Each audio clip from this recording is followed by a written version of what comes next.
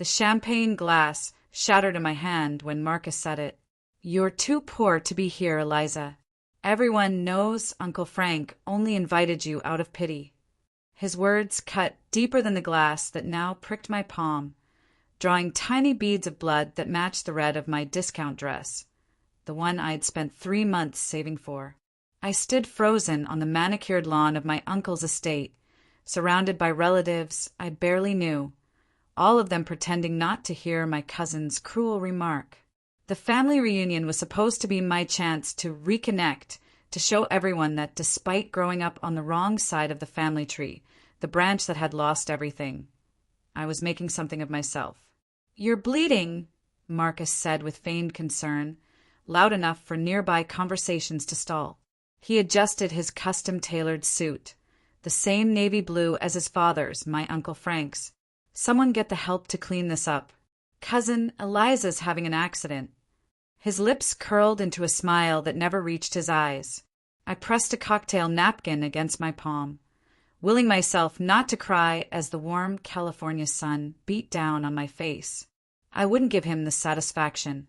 "Actually, Marcus," I said, my voice steadier than I felt, "I'm exactly where I belong." I forced a smile. "But thank you for your concern." Before he could respond, a server appeared with a dustpan and brush.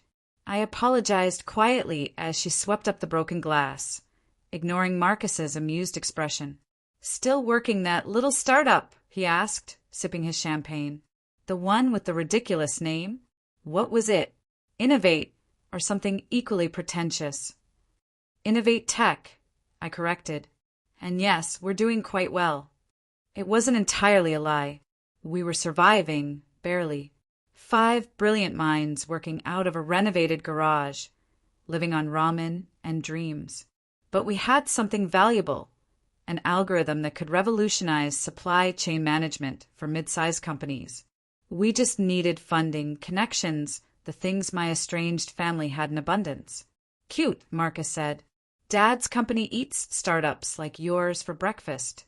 Meridian Enterprises only partners with serious businesses." He lowered his voice. "Which is why your mother's pathetic little jewelry business failed after Dad cut ties. Some people just aren't cut out for success, Eliza. It's in the blood." The mention of my mother sent heat rushing to my face. She had died 2 years ago, still believing she had failed our family when Uncle Frank withdrew his investment from her handcrafted jewelry business, claiming it wasn't profitable enough. What he'd really meant was that my father, his own brother, had embarrassed the family by dying without leaving us properly provided for. "Speaking of Meridian," Marcus continued, oblivious to my clenched jaw, "I've just been promoted to VP of Acquisitions. Father says I have a natural talent for identifying which companies are worth saving and which ones should be disassembled." He winked. "Maybe I should take a look at your little operation someday." A woman in her 60s approached us, her silver hair elegantly styled, diamonds glittering at her throat. My Aunt Patricia, Frank's wife and Marcus's mother. "Eliza, darling," she said, ere kissing both my cheeks. Her perfume was expensive and suffocating. "It's been too long." 5 years? 6. 7, I replied. "Since Mom's funeral." An uncomfortable silence followed. Neither she nor Uncle Frank had stayed for the reception after the service. "Well," Aunt Patricia said finally, "you look healthy. That dress is quite bright." Before I could respond, she turned to Marcus. "Darling, the Blakemores just arrived. Christine's daughter is with them, the one who just finished her MBA at Wharton. You should say hello." The matchmaking was anything but subtle. "Of course, Mother." Marcus drained his champagne and handed me the empty glass. "Make yourself useful, Eliza. The servers are so busy today." As they walked away, I heard him say, "I can't believe Dad invited her. She's practically staff." I stood alone, holding Marcus's empty glass, fighting back tears of humiliation. I had come here hoping to network, maybe even pitch Uncle Frank on becoming an investor in Innovate Tech. Instead, I was being treated like the family charity case or worse, the help. Need a refill? A warm voice asked beside me. I turned to find a man about my age, maybe a few years older, with kind eyes and an easy smile. He wore a well-cut suit, but his slightly loosened tie suggested he wasn't entirely comfortable in it. "Oh, I'm not." I started to explain that I wasn't drinking from the glass I was holding. "I know," he said. "I saw what happened." He offered his hand. "I'm David Chin. I work with your uncle, though not directly under him, thankfully." I shook his hand, embarrassed. "You saw all that?" "I did. And for what it's worth, your cousin is what we in professional circles call a complete jackass." A surprised laugh escaped me. "I'm Eliza Mercer." "I know who you are," David said. "The mysterious cousin from Sacramento who works in tech." He took the empty glass from my hand. "Come on, let's get your cut cleaned up properly, and then I'll introduce you to some people who aren't terrible." As David led me toward the house, I caught sight of Uncle Frank watching us from across the lawn, his expression unreadable. He raised his glass slightly in my direction, the first acknowledgement he'd given me all day. Inside the sprawling mansion, David found a first aid kit and gently cleaned the small cut on my palm. His touch was careful, professional. "So, how do you know I'm from Sacramento and work in tech?" I asked. "Been checking up on me?" "Actually, yes," he admitted. "When I saw your name on the guest list, I was curious. Frank doesn't talk about your side of the family much." "I'm sure he doesn't," I said dryly. "I looked you up. Innovate Tech, right? Your supply chain solution is impressive. I read the white paper you published last year." I stared at him in surprise. "You read our white paper? Most people use it as a cure for insomnia." David laughed. "I find supply chain optimization fascinating, actually. Weird hobby, I know." "Extremely weird," I agreed, but I was smiling now. It felt good to be taken seriously, especially here. "So, what brings you to the lion's den?" he asked, applying a small bandage to my palm. I hesitated. Honestly, I was hoping to pitch Uncle Frank on investing in Innovate Tech. We're at a critical growth stage, and we need capital. I sighed. But after that interaction with Marcus, I'm thinking I should just leave. "Don't," David said quickly. "Frank's not his son. He's tough and sometimes ruthless in business, but he respects skill and determination. If your company is as good as I think it is, he might listen." I raised an eyebrow. Even to his poor relation? Especially to someone who succeeded without his help. David closed the first aid kit. "The annual family reunion is also a networking event for Meridian. The whole executive team is here somewhere. I can introduce you around." I hesitated. "Why would you help me? You don't even know me." David's expression turned serious. "Let's just say I recognize talent when I see it. And I've worked at Meridian long enough to be tired of seeing connections trump competence." He stood up. "So, what do you say? Ready to network?" For the first time since arriving, I felt a flicker of hope. "Lead the way." The rest of the afternoon passed in a blur of introductions. David knew everyone and seemed genuinely respected by Meridian's executive team. He presented me not as Frank's niece, but as the CEO of Innovate Tech, an up-and-coming supply chain solutions provider. I pitched our algorithm dozens of times, refined my delivery with each conversation, and collected more business cards than I'd ever held. By sunset, I found myself seated at a table on the terrace with David and 2 Meridian VPs, deep in discussion about integration possibilities between our systems. "The real question," said Vivian Torres, VP of Operations, "is scalability. Can your solution handle enterprise-level demands?" "Absolutely," I replied, feeling more confident than I had all day. "We've stress-tested for companies 3 times the size of your largest client. The algorithm actually becomes more efficient as the data set grows." Robert Kong, VP of Technology, nodded thoughtfully. "I'd like to see a demo sometime. If it's as good as you say, there might be partnership potential." I tried not to let my excitement show. I'd be happy to arrange that. Arrange what? Came a familiar voice.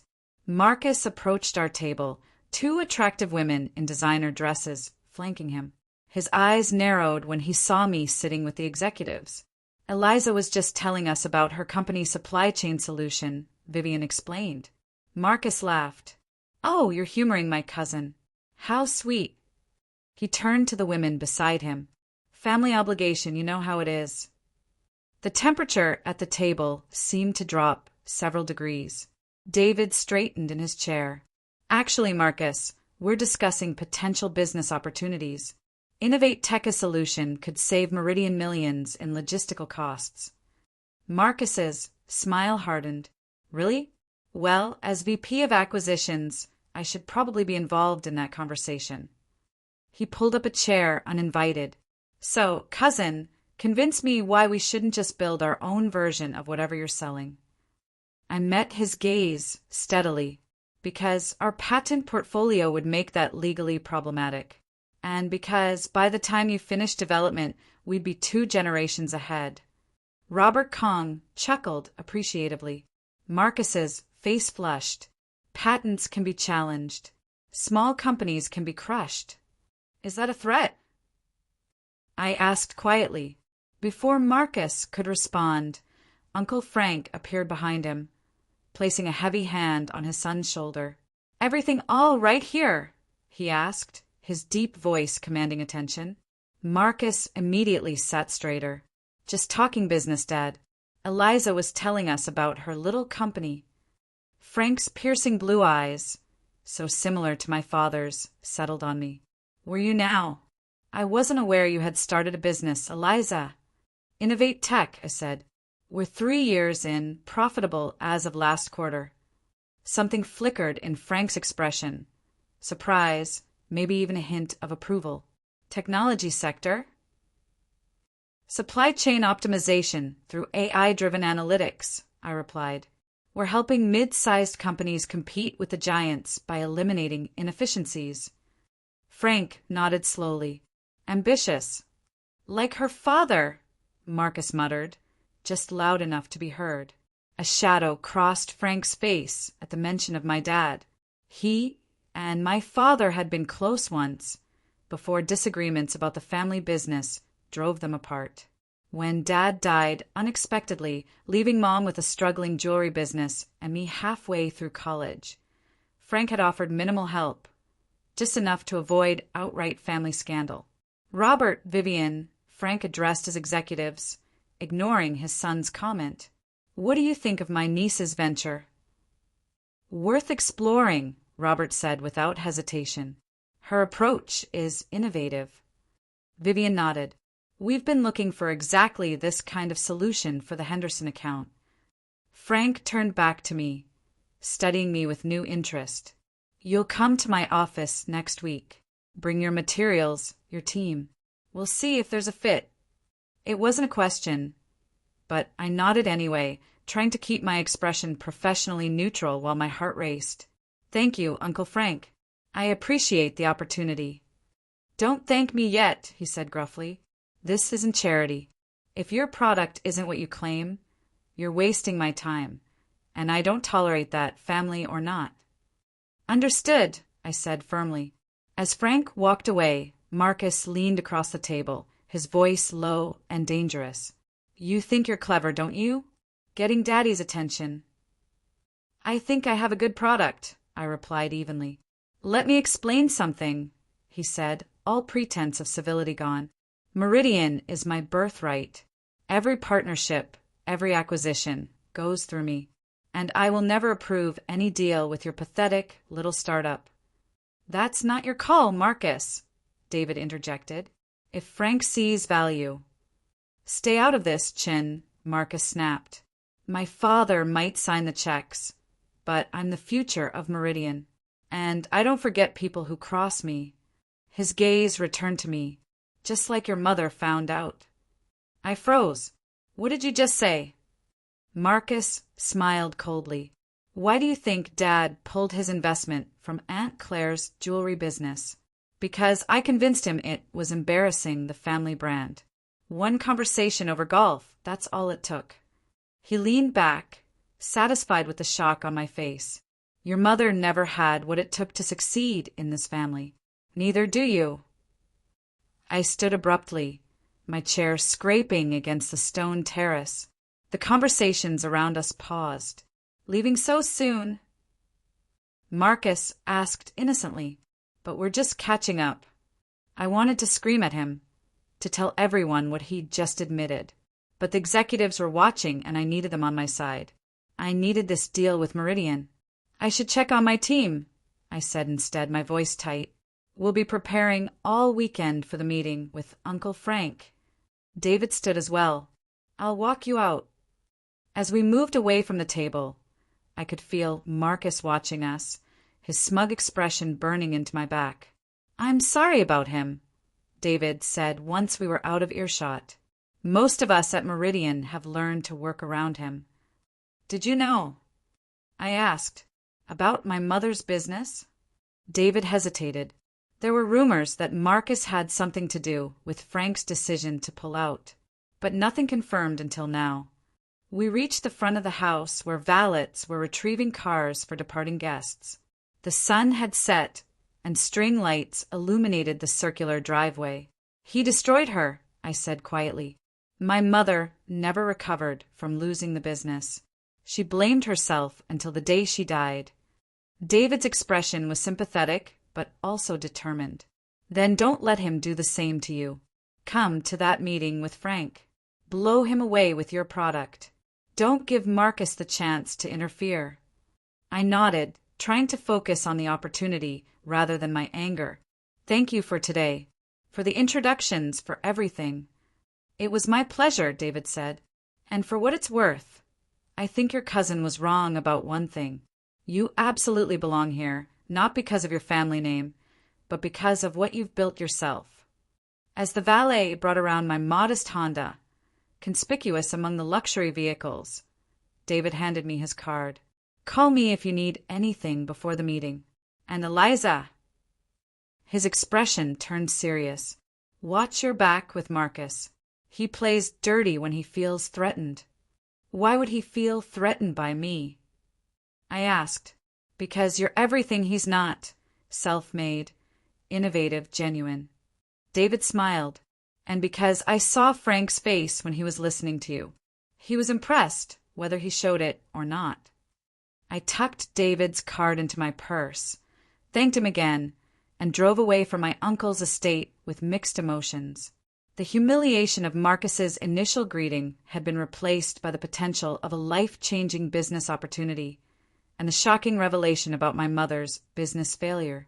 Back in my small apartment, I kicked off my heels and called Emma, my best friend and Innovate Tech's lead developer. How was the fancy family reunion? She asked. Terrible, then surprising, then potentially amazing, I replied, filling her in on the day's events. Holy crap, Emma said when I finished. Your cousin is a monster. Yes, but a monster whose daddy just invited us to pitch Meridian Enterprises, I reminded her. This could be it, Em. The partnership that puts us on the map. Or a trap, she pointed out. If Marcus tanked your mom's business, what's to stop him from trying to sabotage you? I thought about David's warning. We'll be careful, but we can't pass up this opportunity. Call the team. We're working all weekend. The next few days were a blur of preparation. We refined our presentation, strengthened our demo, and prepared responses for every possible objection. By Monday morning, the 5 of us, me, Emma, and our 3 other team members, were exhausted but ready. Meridian's headquarters occupied a gleaming high-rise in downtown San Francisco. The lobby alone screamed money, with its marble floors and contemporary art installations. At the reception desk, I gave my name and tried not to fidget as the receptionist called upstairs. Ms. Mercer, she said. Mr. Mercer is expecting you on the executive floor. Just take those elevators to 47. As my team and I rode up, Emma squeezed my arm. You okay? You look pale. I'm fine, I assured her, though my stomach was in knots. This meeting represented everything I'd worked for, and a chance to prove myself to the family that had written me off. The elevator doors opened directly into a reception area where a poised older woman greeted us. Ms. Mercer? I'm Helen, Mr. Mercer's assistant. He's just finishing up a call. Please follow me. She led us to a glass-walled conference room with sweeping views of the bay. Mr. Mercer will be with you shortly. Can I get anyone coffee? We'd barely settled in when the door opened again. But instead of Uncle Frank, it was Marcus who walked in, followed by a man I didn't recognize. Cousin, Marcus said, his smile not reaching his eyes. I hope you don't mind, but there's been a slight change of plans. My heart sank. What kind of change? Dad was called to an emergency board meeting in New York last night. He sends his regrets. Marcus's tone made it clear how little regret was actually involved. In his absence, he's asked me to evaluate your proposal. He gestured to the man beside him. This is Gregory Walsh, our legal counsel. The lawyer nodded curtly, opening a leather portfolio on the table. I see, I said, trying to hide my disappointment and suspicion. When will Uncle Frank return? Hard to say. These things can drag on. Marcus sat at the head of the table, where Frank would have sat. But don't worry. If your product is as good as you claim, I'll make sure Dad hears all about it. I glanced at my team. Emma's expression reflected my own concern, but we had no choice. We were here, prepared, and this might be our only shot. All right, I said, opening my laptop. Let's begin. For the next hour, we presented our solution. Emma demonstrated the algorithm, showing how it identified inefficiencies in supply chains and automatically generated optimization strategies. Our financial analyst outlined the cost savings for companies of Meridian's size. I handled the business case, emphasizing our competitive advantages and growth potential. Throughout, Marcus appeared bored, checking his phone frequently. The lawyer, however, took detailed notes and asked surprisingly insightful questions. As we concluded, I felt cautiously optimistic. Despite Marcus's evident disinterest, we'd made a strong case. Well, Marcus said finally, that was certainly thorough. Do you have any questions? I asked. Just one, he replied, leaning forward. What makes you think your little algorithm is worth Meridian's time? We have an entire division working on supply chain solutions. None with our patented approach, I countered. Our system has consistently outperformed industry standards by 28% in third-party testing. Marcus turned to the lawyer. Greg, thoughts? Walsh cleared his throat. The technology appears sound and the patent position is strong. There's definite potential for integration with our existing systems. Marcus frowned slightly at this assessment. Well, we'll certainly take it under advisement. Thank you for coming in. He stood abruptly. I'll discuss it with my father when he returns and get back to you, eventually. I recognized the dismissal tactic. He had no intention of presenting our case fairly to Frank. Actually, came a familiar voice from the doorway. I'd like to hear more. We all turned to see David Chin standing there, tablet in hand. He nodded to my team, then fixed his gaze on Marcus. Sorry I'm late. Traffic was terrible. Marcus's expression darkened. Chin, this is a private meeting.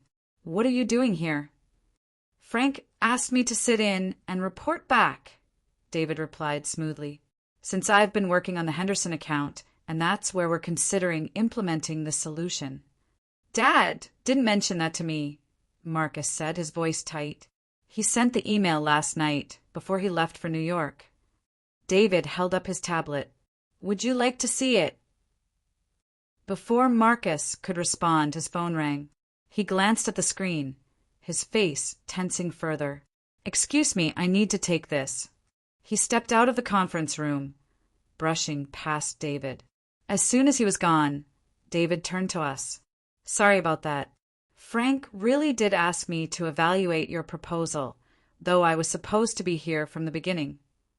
I wasn't sure whether to believe him, but at this point any ally was welcome. "Thank you for coming," I said. "We were just wrapping up."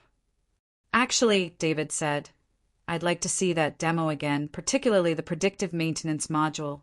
And I have some questions about integration with legacy systems." For the next 30 minutes, David asked detailed, technical questions that showed he'd not only read our materials, but understood them deeply. The conversation was productive and encouraging. Eventually, Marcus returned, his expression stormy. He took in the scene. David engaged with my team, the lawyer nodding along to Emma's explanations, and his jaw tightened. "I think we've seen enough," he announced. "Chin, I need to speak with you privately." David stood. "Just one moment." He turned to me. "Eliza, I think your solution is exactly what we need for the Henderson account. If you can send me the integration specifications we discussed, I'll draft a proposal for Frank to review when he returns." "Of course," I replied, trying not to appear too eager. Marcus stepped forward. "Any proposals go through acquisitions, my department."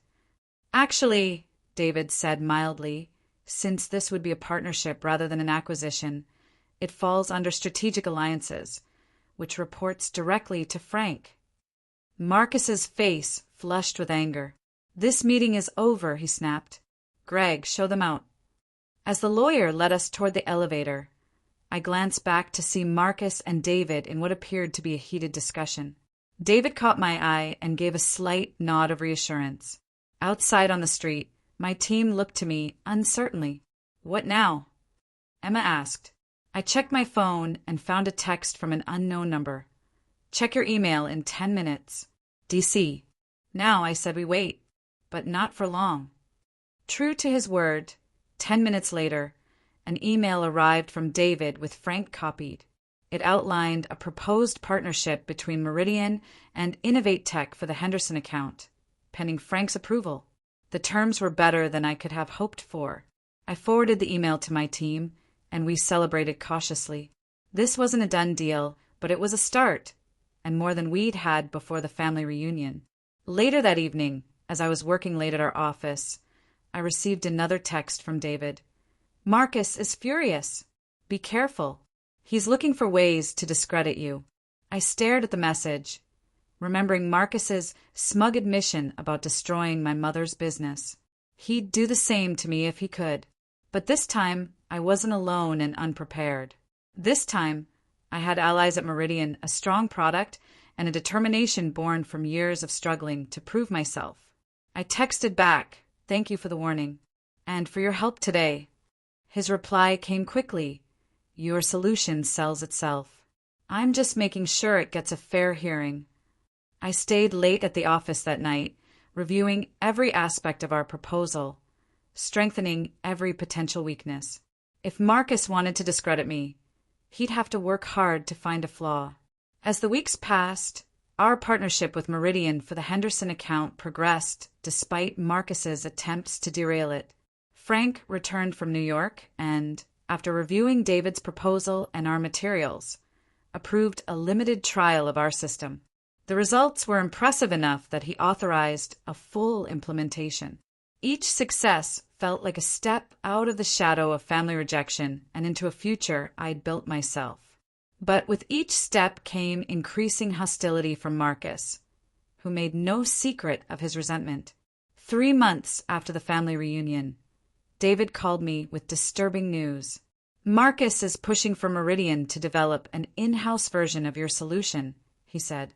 "He's claiming it would be more cost-effective than the partnership." "But our patents," I began. "He's arguing they can be worked around." "I don't think they can, but he's convinced the board to allocate resources to try." I gripped the phone tightly. "Can he do that?" "Frank's been distracted with the European expansion," David explained. "Marcus is taking advantage." He paused. "There's something else. He's been looking into your background, your company finances, digging for dirt." My stomach turned. I thought of my student loans, the second mortgage my mother had taken out to fund my education after Dad died. Debts I was still paying off alongside Innovate Tech's startup costs. We were profitable now, but our early years had been financially precarious. "Let him look," I said with more confidence than I felt. "Our books are clean." "I believe you," David said, "but be prepared. Marcus fights dirty when threatened." After we hung up, I sat in my office, staring out at the Sacramento skyline. The partnership with Meridian had been transformative for Innovate Tech. We'd hired 3 new developers, moved to a real office, and landed 2 more major clients on the strength of the Meridian reference. All of that was now at risk because of Marcus's vendetta, just as he'd done to my mother. The thought sparked something in me, not just anger, but resolve. I wouldn't let history repeat itself. This time I'd fight back. I pulled out my laptop and began researching Meridian Enterprises more deeply than I ever had before.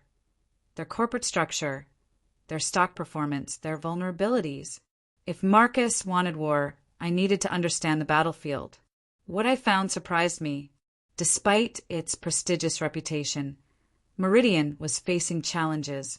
Their stock had been underperforming. Several key executives had left recently, and their innovation pipeline, Marcus's responsibility as VP of Acquisitions, was notably thin. Most interesting was a business news article from 6 months ago, reporting rumors that a private equity firm called Quantum Capital was quietly accumulating Meridian stock. The story had been denied by Meridian's PR team, but the reporter cited anonymous sources claiming Quantum was preparing for a potential takeover attempt. I'd never heard of Quantum Capital, but their interest suggested Meridian might be more vulnerable than its gleaming headquarters implied. I made a note to learn more about them. For now, though, I needed to protect Innovate Tech. I called an emergency meeting with my team to develop contingency plans. If Meridian tried to break our partnership or challenge our patents, we needed to be ready. I also needed to warn Uncle Frank about what his son was doing. Despite our complicated family history, Frank had dealt fairly with me as a business partner. He deserved to know that Marcus might be putting the company at risk with his vendetta, but how to approach him? He and Marcus were still father and son. Blood ties ran deep in the Mercer family. I knew that better than most. As I considered my options, my phone rang. The caller ID showed restricted, but something told me to answer. "Eliza Mercer," I said. "Ms. Mercer," came a crisp, unfamiliar voice. "My name is Julia Winters. I represent Quantum Capital. We've been following your company's work with Meridian Enterprises with great interest. I wonder if you might be available for lunch tomorrow." I sat straighter in my chair, pulse quickening. "May I ask what this is regarding?" "Let's just say we share a common challenge," she replied carefully. "One named Marcus Mercer, and we believe you might be instrumental in solving it." I thought of Marcus's cruel words at the reunion, his smug admission about destroying my mother's business, his current attempts to undermine everything I'd built. I thought of my mom, who died still believing she wasn't good enough. "I'm available at noon," I said. "Where should I meet you?" "Perfect," Julia replied. "And Ms. Mercer? You might want to bring your company's financial projections for the next 5 years. I think you'll find our conversation illuminating." As I hung up, I had a strange feeling that everything was about to change.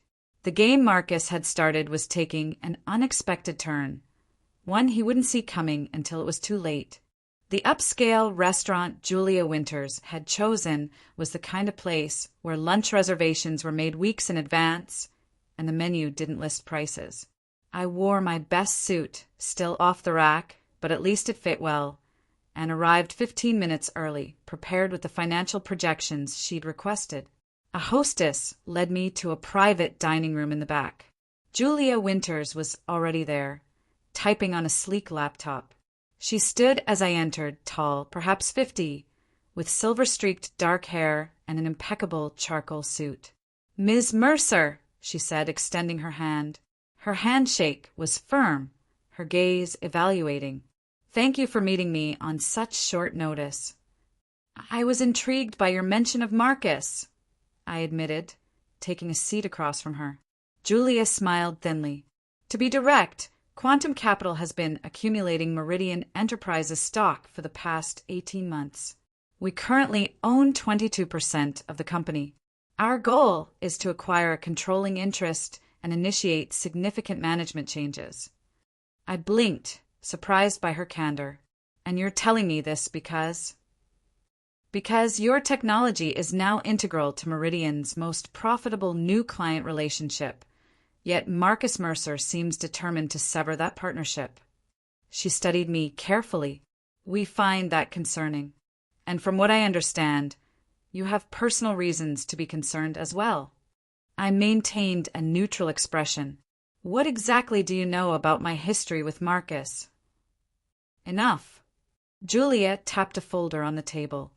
I know he sabotaged your mother's business years ago. I know he tried to prevent your partnership with Meridian, then attempted to undermine it after it proved successful. And I know he's currently pushing Meridian to develop a competing product that would likely violate your patents. My stomach tightened. How do you know all this? Quantum has resources, she said simply, and we've been monitoring Meridian closely. Frank Mercer built a solid company, but in recent years, particularly since promoting his son to a leadership position, Meridian has faltered. Innovation has stagnated. Key talent has left. Marcus is driving Meridian into the ground while treating it as his personal fiefdom. I couldn't disagree with her assessment. From what I'd observed, Marcus's position was entirely due to nepotism, not merit. What does this have to do with me? I asked, though I was beginning to suspect. Julia leaned forward. We're preparing to make our move. To succeed, we need allies familiar with Meridian's internal operations. Your company's partnership gives you legitimate access, and your personal history gives you motivation. She raised an eyebrow. Doesn't it? I thought of Marcus's smug face at the reunion, his cruel words, his deliberate destruction of my mother's business. The way he'd tried to sabotage everything I'd built. Yes, I acknowledged, but I'm not sure what you expect me to do. Corporate espionage isn't exactly my specialty. Julia laughed lightly. Nothing so dramatic. We simply want information you already have legitimate access to. Integration points, system vulnerabilities, workflow inefficiencies, the kinds of things your team observes while implementing your solution. A server entered with water and menus, interrupting us. After he left, I considered Julia's proposal. And what does Innovate Tech get from this arrangement? I asked. Protection, for one, she replied. When we take control of Meridian, your partnership will be preserved, even expanded. Marcus's competing project will be terminated. She paused. And there would be financial compensation for your assistance. Significant compensation. How significant? Julia named a figure that made me struggle to keep my expression neutral. It was enough to fund Innovate Tech's expansion plans for the next 3 years. I'll need time to think about this, I said carefully. Of course. Julia slid a business card across the table. Take 48 hours. But understand, Ms. Mercer, we're moving forward regardless. The only question is whether you'll benefit from the changes coming to Meridian or be caught in the crossfire. As we finished lunch, discussing more innocuous topics, I couldn't help but feel I was standing at a crossroads. Helping Quantum might secure Innovate Tech's future, but it also meant actively working against Uncle Frank, who, despite our complicated family history, had given my company a chance when we needed it most. Back at my office, I found David Chin waiting for me. He looked tense. I've been trying to reach you, he said as I let him in. Marcus called an emergency meeting this morning. He's convinced the board to fast-track development of an in-house alternative to your solution. They've allocated $20 million to the project. I set down my bag, processing this news. Can they work around our patents? They'll try, but that's not all. David hesitated. He's also pushing to terminate your existing partnership once the new system is ready. He's claiming your company lacks the resources to scale with Meridian's needs. Anger flared in my chest. That's not true. We're growing specifically to meet those needs.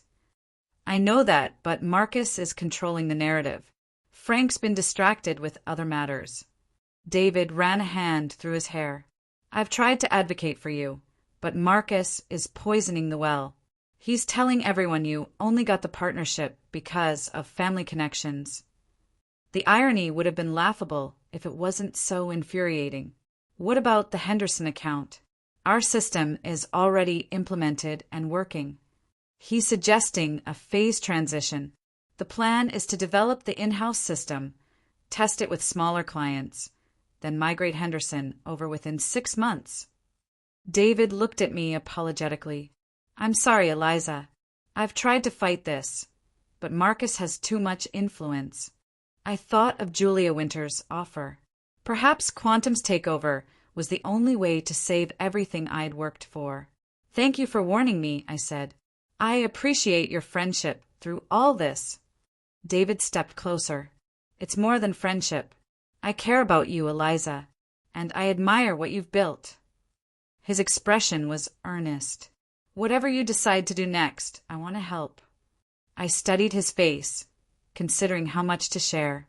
I'd grown to trust David over the past months, but involving him in Quantum's plans would put his career at risk. I'm exploring options, I said carefully, but the less you know right now, the better. For your own protection.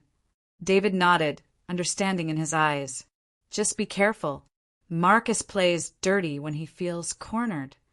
After he left, I stared out my office window for a long time, thinking about Julia's offer and what it would mean. By morning, I had made my decision. For the next 6 months, I led a double life. To the world, I was the dedicated CEO of Innovate Tech, working diligently on our partnership with Meridian while expanding our client base. Privately, I was Quantum Capital's inside source, providing detailed intelligence on Meridian's operations, weaknesses, and vulnerabilities. I kept David at arm's length during this time, not wanting to compromise his position.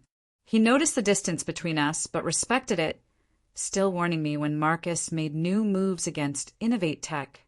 And Marcus was relentless. As Meridian's in-house alternative to our system progressed, he became bolder in his attempts to undermine us. He spread rumors to our other clients about our stability. He tried to poach our top engineers with outrageous salary offers. When those tactics failed, he filed a frivolous patent challenge that, while ultimately unsuccessful, cost us valuable time and legal fees to defend. Each attack strengthened my resolve and my commitment to Quantum's plan. Julia updated me regularly on their progress, as their ownership stake in Meridian crept upward through carefully disguised purchases. We're approaching the tipping point, she told me during one of our encrypted video calls. 38% ownership now. The annual shareholders meeting is in 3 weeks. That's when we'll make our move. What should I expect? I asked. Chaos, initially, she admitted. We'll call for a vote of no confidence in the current leadership, present our evidence of mismanagement, and propose our alternative board slate. Frank will fight back, of course, but we've secured support from several institutional investors who are dissatisfied with Meridian's recent performance. And my role? Be ready to testify about Marcus's attempts to violate your patents and his personal vendetta against your company. We need to demonstrate that his decisions are driven by emotion, not business logic. She paused. This will mean publicly opposing your uncle. Are you prepared for that? I thought of Uncle Frank, the man who'd barely acknowledged my existence until I proved my business acumen, who'd allowed Marcus to destroy my mother's company, who'd stood by while his son tried to do the same to mine. Yes, I said firmly. I'm ready. The night before the shareholders' meeting, I couldn't sleep. I paced my apartment, wondering if I was doing the right thing. Not for the first time, I wished I could talk to my mother, ask her what she would do in my position. My phone rang at 6 a.m. It was David. Turn on the financial news, he said without preamble, his voice tight. I did, and my heart raced as I saw the headline. Breaking, Quantum Capital launches hostile takeover bid for Meridian Enterprises. The plan had been accelerated. Quantum was making its move before the shareholders' meeting, catching Meridian's leadership off guard. It's chaos here, David continued. Frank is calling emergency meetings. Marcus is on the warpath, convinced someone inside has been feeding information to Quantum. His voice lowered. Was it you? I hesitated, only briefly. Yes. A moment of silence. Then, I understand. After what he did to your mother, to your company, I probably would have done the same. Relief washed over me. Thank you for understanding. Just be careful coming in today. Marcus is looking for someone to blame. But I wouldn't be going to Meridian that day. Julia had different instructions. Stay away from Meridian headquarters. We don't want Marcus to suspect your involvement yet. That revelation comes at the shareholders' meeting tomorrow. So I went to Innovate Tech instead, trying to focus on regular business while my phone exploded with news alerts about Quantum's takeover attempt. Meridian stock was fluctuating wildly as the market digested the news. Analysts were divided on whether Quantum would succeed, though most agreed that Meridian's management had grown complacent. By afternoon, Frank had issued a statement denouncing the takeover attempt as opportunistic and against the long-term interests of Meridian stakeholders. He urged shareholders to reject Quantum's offer. Julia called as I was leaving the office. Change of plans. Frank is more formidable than we anticipated. He's rallying support faster than expected. We need to accelerate our timeline. What do you need from me? I asked. We're holding a press conference tomorrow morning before the shareholders' meeting. We want you there, ready to testify about Marcus's misconduct and the pattern of mismanagement at Meridian. My stomach tightened. That would burn all bridges with my family. Those bridges were ash long ago, Julia said bluntly. Frank allowed his son to destroy your mother's business, and he's been willing to let him do the same to yours. Family loyalty hasn't factored into their decisions. Why should it factor into yours? She was right, of course. But taking such a public stand against Uncle Frank and Marcus would permanently alter my family relationships. What little remained of them. I'll be there, I said finally. That evening, as I prepared what I would say at the press conference, my doorbell rang. I opened it to find Uncle Frank standing there, looking older and more tired than I'd ever seen him. May I come in? He asked, his voice gruff. Wordlessly, I stepped aside. Frank entered my modest apartment, looking around with undisguised curiosity. It was the first time he'd ever visited my home. Nice place, he said awkwardly. What do you want, Uncle Frank? I asked, not bothering with pleasantries. He sighed heavily. I think you know. Quantum Capital. I kept my expression neutral. What about them? They've been gathering intelligence on Meridian's operations for months. Very detailed intelligence. His eyes fixed on mine, the kind that could only come from someone with inside access. And you think that someone is me? I stated flatly. Frank didn't answer directly. You've had every reason to be angry with Marcus. With me too, perhaps. But Eliza, Meridian is a family company. Your father helped build it before. He trailed off. Before he died and you and Aunt Patricia decided we weren't really family anymore. I finished. Frank flinched. It wasn't like that. It was exactly like that, I said, finding my voice growing stronger.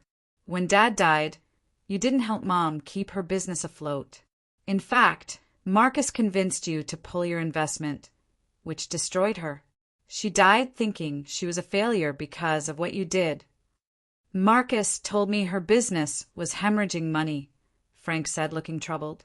That it was a compassionate decision to end things quickly rather than letting Claire sink more resources into a failing venture. And you believed him without checking for yourself? Without even talking to Mom? I shook my head in disbelief.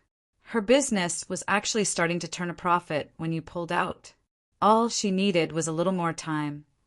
Frank looked genuinely shocked. I didn't know that. Because you didn't want to know, I said. It was easier to believe Marcus and wash your hands of us. Frank was silent for a long moment. And now you're helping Quantum destroy what our family built. An eye for an eye. I'm helping Quantum save Meridian from Marcus's incompetence. I corrected. He's been systematically undermining the company's innovation, driving away talent, and making decisions based on personal vendettas rather than business logic. Like trying to replicate your technology in-house, Frank said quietly. I looked at him in surprise. Yes, I know about that, he continued. David Chin brought it to my attention yesterday, after the takeover announcement. Showed me the projections, the patent risks, the timeline. It makes no business sense to develop an inferior in-house version of something we already have access to through partnership. His expression hardened, especially when that development is driven by personal animus. My mind raced. David had gone to Frank? That wasn't part of the plan. Why are you telling me this? I asked cautiously. Frank ran a hand over his face. Because I'm trying to understand how we got here. How my own niece would align with corporate raiders against her family. You and Marcus stopped treating me like family years ago, I reminded him. I was too poor to be here, remember? Those were Marcus's exact words at the reunion. Frank had the grace to look ashamed. I heard about that. I should have said something then. But you didn't, I said. Just like you didn't stand up for Mom when Marcus convinced you to pull your investment. Just like you haven't stopped him from trying to destroy my company. I crossed my arms. So tell me, Uncle Frank, why should I protect Meridian when you've never protected me or mine? Frank was silent for a long moment. Then, to my surprise, he nodded slowly. You're right. I failed you and your mother. I got so focused on building Meridian, on leaving a legacy for Marcus, that I forgot what family really means. He looked up at me, his eyes so like my father's, filled with regret. Your dad would be ashamed of how I've treated you. The mention of my father made my throat tighten. Yes, he would. I can't undo the past, Frank said, but I can try to fix the present. He straightened, his business demeanor returning. I'm removing Marcus from his position at Meridian, effective immediately. The in-house project competing with your technology is cancelled, and I'm offering Innovate Tech an expanded partnership with guaranteed minimums for the next 5 years. I stared at him, stunned by this sudden reversal. Why would you do that? Because it's the right business decision, he said simply, and the right family decision. Too late, perhaps, but I have to try. He paused. All I ask in return is that you reconsider your alliance with Quantum. I studied my uncle's face, looking for signs of manipulation or insincerity. Instead, I saw genuine regret and a glimmer of the man my father had once called his best friend. I need to think about this, I said finally. Frank nodded. Of course, but don't take too long. The shareholders' meeting is tomorrow. After he left, I called Julia immediately and explained Frank's offer. It's a desperate play, she said dismissively. He's trying to undermine our strategy by removing you as a witness. Once the takeover threat has passed, he'll likely reinstate Marcus and renege on his promises to you. I don't think so, I said, remembering the genuine regret in Frank's eyes. I think he's serious. Don't be naive, Eliza, Julia said sharply. This is business. Frank will say anything to protect his control of Meridian. Maybe, I acknowledged. But what if he's sincere? Removing Marcus and expanding our partnership would be good for Innovate Tech. A quantum-controlled Meridian would be even better for Innovate Tech, Julia countered. We've discussed making you head of innovation post-takeover. Your company would have access to Meridian's entire client base. It was a tempting prospect, but something about it felt hollow. Success built on destruction rather than creation. Let me sleep on it, I said. I'll call you in the morning. I spent a restless night weighing my options. By dawn, I'd made my decision. I called David first. Did you really go to Frank about Marcus's project? I asked when he answered. Yes, he admitted. After I found out about the quantum takeover, I realized how serious things had become. Frank needed to know what Marcus was doing behind his back. Why didn't you tell me you were going to do that? David hesitated. Because I knew you were working with quantum. I saw you meeting with Julia Winters last month. His voice softened. I don't blame you, Eliza. Marcus gave you every reason to want revenge, but I thought there might be another way. I closed my eyes, touched by his loyalty, not just to me or to Meridian, but to what was right. Thank you, I said, for trying to fix things without destroying them. That's why I love you, he said quietly. You build things too. The words hung between us, unexpected but not unwelcome. Another piece of clarity in a morning full of them. I need to make some calls, I said. I'll see you at the shareholders' meeting. Next, I called Julia. I've made my decision, I told her. I won't be testifying against Frank at the press conference. Her disapproval radiated through the phone. You're making a mistake. Frank can't be trusted. Maybe not, I acknowledged. But I need to give him a chance to make this right. The expanded partnership he's offering would secure Innovate Tech's future without the uncertainties of a hostile takeover. He's manipulating you with family sentiment, Julia said coldly. Perhaps, but I'd rather risk being manipulated than know for certain I destroyed my family legacy out of vengeance. After a pause, Julia's tone turned businesslike. I understand. Quantum will proceed with our strategy regardless. I hope for your sake that Frank keeps his word. So do I, said. And Julia, thank you for everything. Your offer gave me the leverage I needed, even if I'm not using it quite as you intended. Finally, I called Frank. I accept your offer, I told him. On one condition. I want it in writing before the shareholders' meeting, with the board's approval. Done, he said without hesitation. And Eliza, thank you for giving me a chance to make things right. 3 hours later, I sat in Meridian's boardroom, watching as the directors signed the partnership agreement Frank had drafted. It was even more favorable than he'd promised. Guaranteed minimum contracts, integration with all major Meridian clients, and a seat for me on Meridian's Technology Advisory Board. As the last signature was applied, Frank caught my eye and nodded slightly. For the first time since my father died, I felt a genuine connection to him, not as a business partner, but as family. The shareholders' meeting that followed was still contentious. Quantum presented their case for new leadership, highlighting Meridian's recent underperformance. But without my testimony about Marcus's mismanagement, their argument was significantly weakened. Frank countered with his own presentation, announcing management changes, including Marcus's removal and a new innovation strategy centered around partnerships with agile startups, with Innovate Tech as the flagship example. When the votes were tallied, Quantum's takeover bid had failed. They had gained some board seats, but not control. Julia caught my eye across the auditorium and gave me a small, grudging nod of respect. We both knew that while I hadn't supported their takeover, my involvement had ultimately forced positive changes at Meridian. Marcus was conspicuously absent from the proceedings. I learned later that he'd been escorted from the building the previous evening, shouting threats and accusations. Frank had been true to his word. After the meeting, as attendees filtered out, David found me in the crowd. Looks like your uncle kept his promise, he said. So far, I replied. I'm still staying vigilant. David smiled. That's the Eliza he caught himself. The Eliza I admire. I took his hand, remembering his words from earlier. You can say it, you know. What you said on the phone this morning. His eyes widened. I thought maybe I'd overstepped. Not at all, I assured him. But let's talk about that later. Right now, I need to find my uncle. I found Frank in his office, staring out at the San Francisco skyline. He turned as I entered.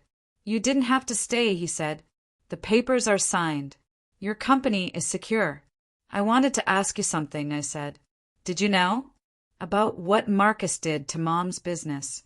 Not just pulling your investment, but actively working to undermine her." Frank was quiet for a moment. I suspected toward the end. "Marcus had always been jealous of your father's relationship with me. After James died, I think that jealousy transferred to your mother, to you." He shook his head. "I should have seen it sooner. Set boundaries. But I was blinded by my desire to groom Marcus as my successor. And now?" I asked. "Now I see him clearly," Frank said heavily. "And I see you clearly too, Eliza. You're so much like your father, principled, innovative, willing to take risks, but not at the expense of integrity." He managed a small smile. "The board has asked me to stay on as CEO for 2 more years while we identify a suitable successor."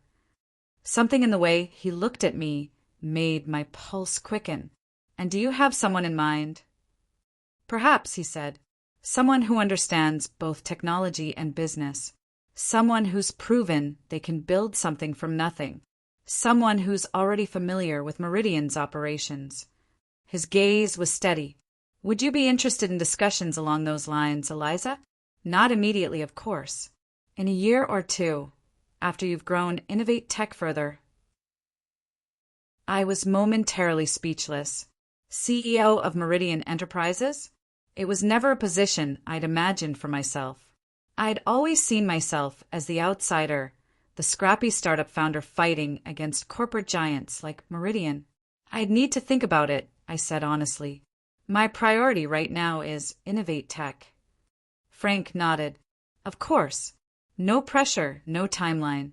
Just something to consider. The door is open." 2 years passed quickly. Under the partnership with Meridian, Innovate Tech flourished, growing from our original team of 5 to over 60 employees. Our technology was implemented across Meridian's entire client portfolio, generating substantial revenues for both companies. Frank and I developed a genuine relationship, different from what he'd had with my father, but meaningful in its own way.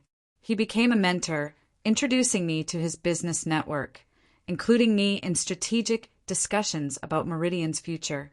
Marcus, meanwhile, had left the country after his dismissal, reportedly working for a distant cousin's company in Australia. I rarely thought of him anymore, too focused on building rather than dwelling on past injuries. My relationship with David deepened as well. After months of dating, we moved in together, finding a balance between our personal connection and professional collaboration as Innovate Tech and Meridian became increasingly intertwined. And then, 18 months after the failed quantum takeover, Frank suffered a major heart attack. He survived, but his doctors insisted he step down from day-to-day management of Meridian. The succession plan we'd discussed moved from theoretical to urgent. After careful consideration and many discussions with David and my team at Innovate Tech, I accepted the board's offer to become Meridian's CEO, with Innovate Tech operating as a semi-autonomous division under the Meridian umbrella. My first official day as CEO was exactly 2 years after the family reunion where Marcus had humiliated me. The symmetry wasn't lost on me as I stepped into Frank's former office, now my office, and looked out at the same San Francisco skyline. My assistant knocked lightly on the door. "Ms. Mercer?" "The executive team is assembled in the boardroom." "Thank you, Helen," I said. "I'll be right there." As I gathered my notes for the meeting, my phone buzzed with a text from David. "Proud of you. You've earned this." I smiled, remembering how far I'd come from that painful day at the reunion. I hadn't set out to take Marcus's birthright or to buy the company that fired him. I'd simply wanted to build something valuable, something that would have made my parents proud. In doing so, I'd reclaimed my place in the family legacy, not through vengeance or destruction, but through creation and persistence.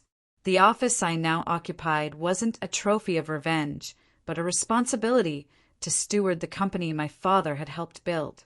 I straightened my jacket, designer now, but purchased with my own hard-earned success, and headed to meet my executive team. As I walked through Meridian's corridors, employees nodded respectfully, some offering congratulations, others looking nervous about the changes to come. In the boardroom, familiar faces awaited me, Meridian veterans alongside several Innovate Tech team members who joined the executive ranks. David sat among them, giving me an encouraging smile as I took my place at the head of the table. "Good morning," I said, standing tall and confident. "Thank you all for being here as we begin Meridian's next chapter. We have ambitious plans ahead, building on Frank's legacy while embracing new innovations." As I outlined my vision for Meridian's future, I couldn't help but think of my mother. She would have loved seeing me here, not because it represented victory over those who had hurt us, but because it represented growth beyond that hurt. The poor relation, once dismissed as not belonging, was now the steward of the family enterprise, not by birth or privilege, but by creating value that couldn't be denied, by building something too important to ignore. That afternoon, I returned to my office to find a small package on my desk. Inside was a handcrafted silver bracelet and a note in Frank's distinctive handwriting. "Your mother made this. I kept it all these years. I think she'd want you to have it now. She would be so proud of you, as am I, Uncle Frank." I slipped the delicate bracelet onto my wrist, feeling the weight of family history, the pain and the love, the failures and the triumphs. My journey to this office hadn't been about revenge after all. It had been about reclaiming my heritage and transforming it into something better. As sunset painted the San Francisco skyline in hues of gold and pink, I thought of Marcus's cruel words at the reunion. "You're too poor to be here." He'd been wrong in more ways than he knew. My wealth wasn't in my bank account or my designer clothes or even my company's valuation. It was in what I had built: relationships, technology, trust, a future. By that measure, I had always been rich.